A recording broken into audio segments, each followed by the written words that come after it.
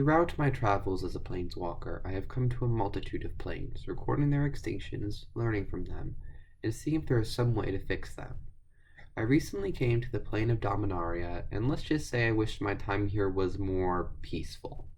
Phyrexians were invading, so it was a little tense for a traveling zoologist like myself, but I managed to find my way. Initially, I went to the grand city of New Argive, as I had heard that their ancestors once had an astute connection to an animal I had thought to be extinct, and I was partially correct. The Aesthir still do exist in modern times, however they are different from the ones from the Ice Age in terms of preferred climate. So, technically, the cold-dwelling Aesthir are still extinct, however their lineage lives on in this subspecies of the bird. With this assumption and just general logic, I can assume that other species also met their end at the conclusion of the Ice Age, brought on by the World Spell, as well as ones that went extinct when the Ice Age began. However, I was unable to find much concrete records stating which ones, unfortunately.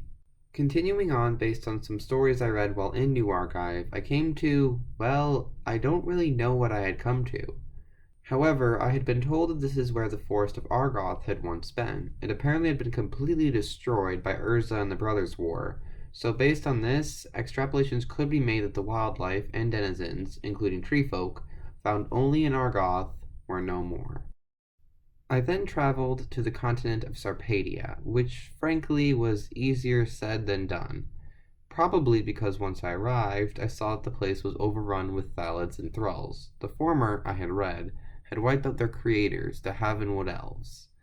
Upon observing the changes that had come to this land in the centuries since, I traveled to the final locale. During this trip, I read a book I had received, which seems to contain a very confusing account. It mentions Aurochs dwelling on Dominaria, which I can definitely believe. The climate is correct for them to dwell, based on Aurochs I've seen elsewhere. However, the issue lies in the fact that not many people seem to remember them being a thing. A few do, however there is nothing super recent about their accounts.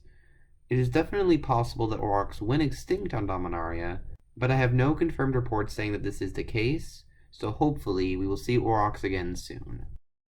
I finally arrived at my last destination for this trip to Dominaria, the continent of Corondor. Now this extinction is more so based on conjecture than anything, so hear me out. Before the Brothers' War, there was a planeswalker named Sivitri, who led a kind of dragon bearing her moniker.